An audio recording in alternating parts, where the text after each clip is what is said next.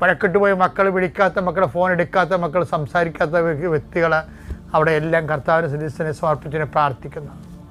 കല്യാണങ്ങൾ വന്നും പോയിരിക്കുന്നു, പല പല കല്യാണങ്ങൾ നടക്കുന്നില്ല. അതുപോലെ തന്നെ പല കാര്യങ്ങൾക്കും ഒത്തുചെയ്യ സമയമാകുമ്പോൾ പണമില്ലാത്ത അവസ്ഥ വരുന്നു.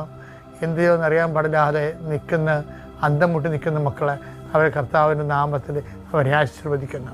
കർത്താവ് ഇന്നത്തെ മക്കളുടെ ചിന്തകൾ, ഇന്ന് മക്കൾ പേടിക്കുന്ന വിഷയങ്ങൾ, സങ്കടപ്പെടുന്ന സാഹചര്യങ്ങൾ, ആലോചിക്കുന്ന വിഷമതകൾ എല്ലാം കർത്താവ് ഏറ്റെടുക്കണമെന്ന് പ്രാർത്ഥിക്കുന്നു.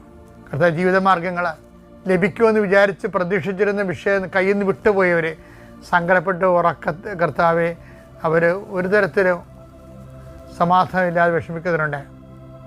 പല പല ബന്ധങ്ങൾ വിട്ടുപോയത് കാരണം, പല പല തരത്തിലുള്ള പരാജയങ്ങൾ വന്നുപോയത് കാരണം, പല ആശിച്ചിരുന്ന പല വിഷയങ്ങളും കയ്യിൽ നിന്ന് വിട്ടുപോയത് കാരണം, പ്രതീക്ഷിച്ചിരുന്ന റിസൾട്ട് കിട്ടാതിരുന്നത് കാരണം വേദനിച്ച് ജീവിക്കുന്നവരുണ്ട്. കർത്താവെ അവർക്ക് പുതിയൊരു ജീവിതം നൽകണമെന്ന് പ്രാർത്ഥിക്കുന്നു. ഇനി ഇതുപോലെ പോട്ടെ, എങ്ങനെയും പോയി ഒടുങ്ങട്ടെ, തീർന്നല്ല എന്ന് വിചാരിച്ചുകൊണ്ട് നിരാശപ്പെട്ട് സ്വയം പരാഗി ജീവിക്കുന്നവരുടെ മേൽ കർത്താവിൻ്റെ രക്തം തളിക്കപ്പെടട്ടെ എന്ന് പ്രാർത്ഥിക്കുന്നു.